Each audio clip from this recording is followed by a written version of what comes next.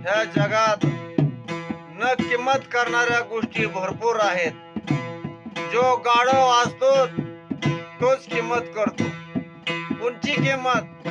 दान धर्माची, परत फेडण्याची किंमत कोणी देऊ शकत नाही. आईला पैसे कोणी देऊ शकत नाही. पृथ्वीचे किती उपकार आहे तिची फेड करू शकत नाही. वृक्षाची फेड, वृक्षाला पैसे द्यायला जावं तर देऊ शकत नाही.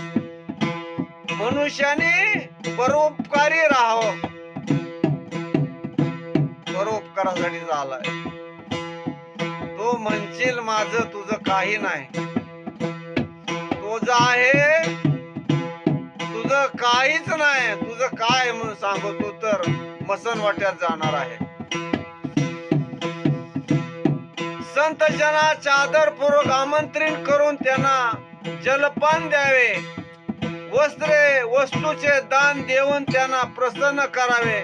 संत जनाचा आदर मान सन्मान केल्याने मानवाला आयुष्याचा अखेरपर्यंत काही कमी पडत नाही.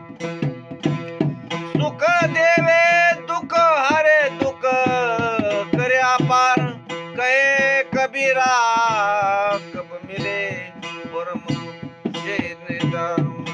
कबीरदास म्हणतात की आम्हाला सुख देऊन आमची सर्व दुःखे नाहीशी करतील. आमचे सर्व अपराध पापे पुण्य बदलून टाकतील. आमंत्रित असणारे साधू केव्हा भेटतील. सदर संत जनाची मैत्री करा. ज्या तुम्हाला क्षमा करून सुखी जीवन दान करतील.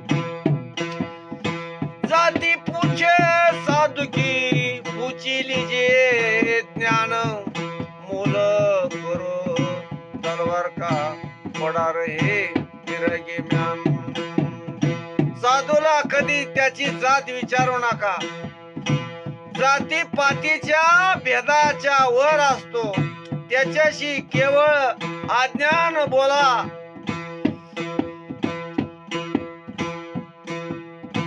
असलेल्या तलवारीच्या बाबतीत केवळ तलवारीचीच किंमत केली जाते. मेनाची किंमत केली जात नाही. जातीने परमार्थ होणार नाही. गुरुच्या जपानी गुरुकडून नाम घेतलं तर परमार्थ होईल आणि मोक्ष मिळेल. जातीनं मोक्ष मिळत नाही. जातीनं माती खावा लागते. कहा पेल धरती कतोल कहा साधु की जात है कहा पारस का मोल. साधूची जात विचारू नये. पारस पत्थरचे किंमत होऊ शकत नाही.